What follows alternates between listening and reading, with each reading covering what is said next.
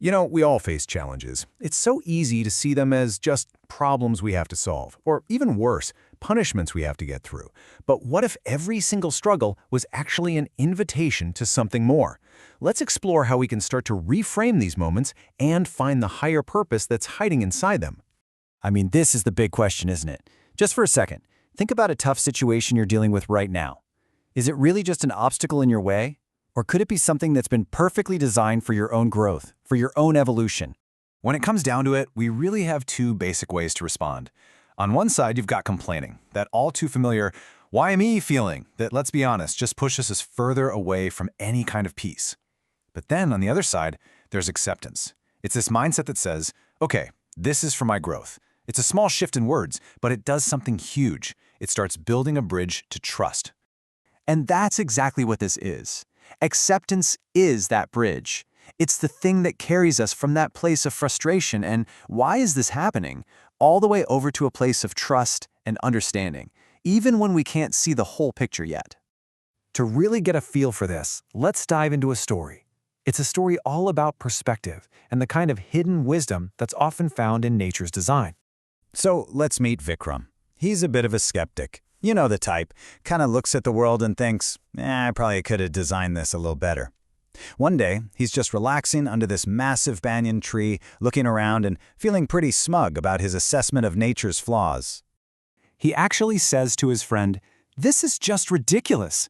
Look at this. This giant tree has these teeny tiny little berries, but that fragile little vine over there is struggling to hold up a huge pumpkin. It's all backwards."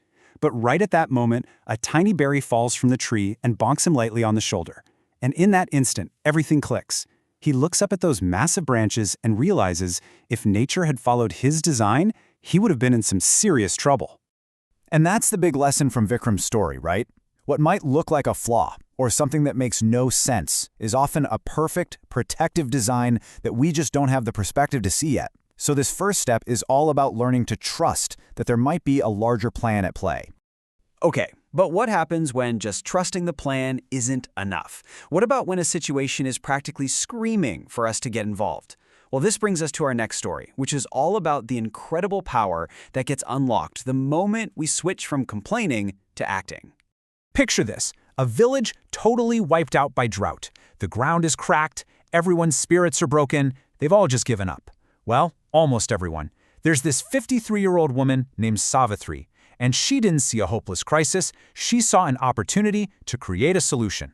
And get this, while the entire village was complaining, Savitri just picked up a shovel and started digging. The scale of what she did is just mind-blowing. All by herself, she dug not one, but two 60-foot wells in only 6 months. That's a job that would normally take a whole team to accomplish. Her story shows us something so powerful. The moment we stop complaining and start acting with real intention, we tap into a much greater energy. We literally become partners in creation. Savitri didn't just find water. She single-handedly turned a crisis that defeated an entire village into a blessing that brought it back together. So, we've seen how trusting the design gives us perspective, and how taking action can literally turn a crisis into a blessing. But there's a third, even deeper layer to all this, the energy that we ourselves bring to the table.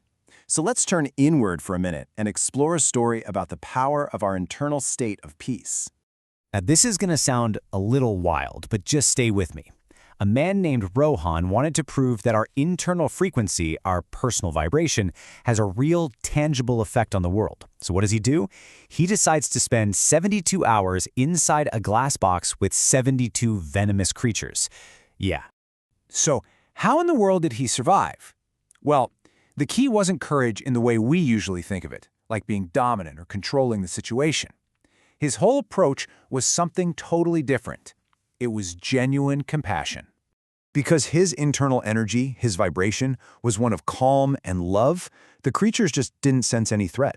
They didn't react with fear or aggression. They actually harmonized with his peaceful state. Now, just think about that for a second. If a peaceful internal state can do that with wild animals, imagine how it could transform your difficult conversations, your stressful projects at work, or even just your daily relationships. Okay, these stories are amazing illustrations, but the big question is, how do we apply this stuff? How do we take these lessons and use them? let's talk about building a really solid foundation for your own inner peace.